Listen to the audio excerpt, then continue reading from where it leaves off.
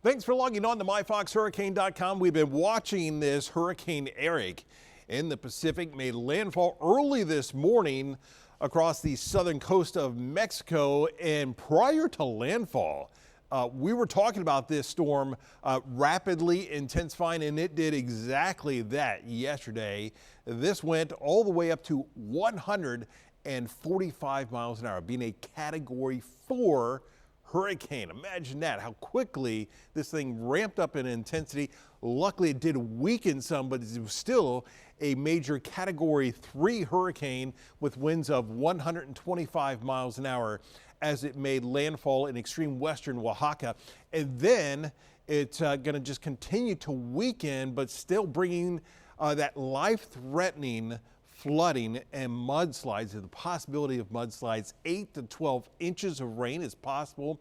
Could see some amounts up to about 16 inches of rain. A lot of mountainous area in here, so this is obviously going to be something that could cause some really big devastation. An interesting thing to note with this is this was the earliest major hurricane to make landfall either in the Atlantic or the Pacific. And that's something pretty impressive right there. So here's the latest on this. Winds have now come down to 85 miles an hour. So it's Category 1, but still, it's a dangerous storm. And at this point, it's not about the winds.